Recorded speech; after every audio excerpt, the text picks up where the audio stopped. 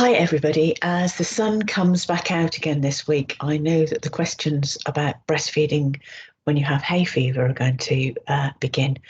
As soon as our family see the daffodils start to bloom, we know that we're all going to start sniffling. And I've been taking my antihistamines for over a week already. So, what are the symptoms of hay fever? I'm sure we're all familiar, but just to reiterate, it's sneezing, a runny or a blocked nose, um, itchy or red or watery eyes. And despite being so common, it actually really makes you feel quite miserable and sorry for yourself. So you do need to be treated.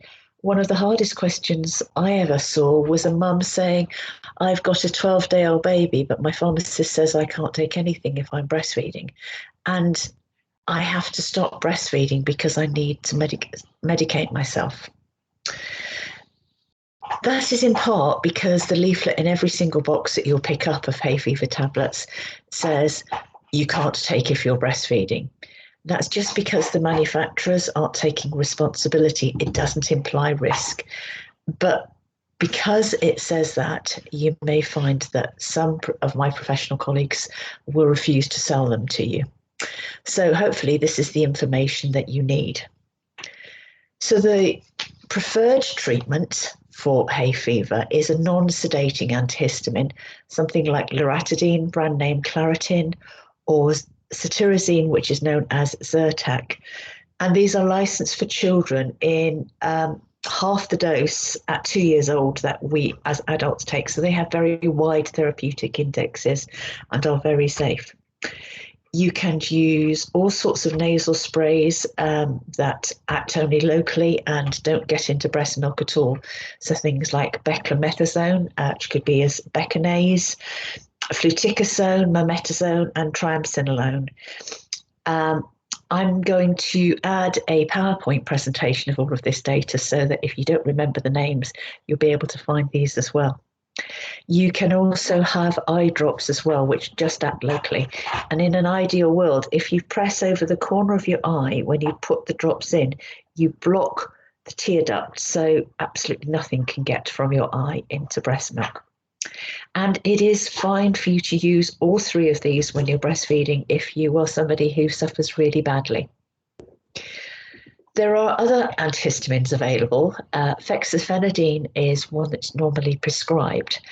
It was developed from an earlier drug that had some side effects, but is now much safer.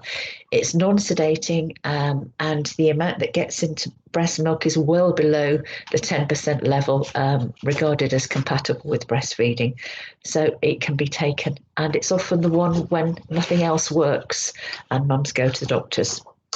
Acrivastatin, known as Benadryl relief, can make some people drowsy, other people it doesn't affect at all.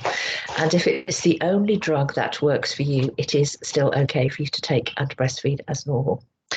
We want to really avoid the sedating antihistamines like chlorpheniramine, its brand name is Piriton, because the amount passing through breast milk may make your baby drowsy and can also lower your milk supply. Similarly, we want to avoid promethazine, known as Phenergan. It's often used by people to try and help them to sleep, but it is a very strong antihistamine, and we would want to avoid it in breastfeeding, especially to treat hay fever. Certainly neither with Piriton nor Phenergan should you be attempting to drive unless you know that you are very safe, because it will impair your reactions. The NHS has a list of things which you can use as non-drug treatments to prevent your hay fever. That includes putting a smear of Vaseline inside your nostrils to stop the pollen getting through into the system. And for some people, that works very effectively. You can wear the wraparound sunglasses that stop pollen getting to your eyes. If you just wear normal ones like these, the pollen can still get in.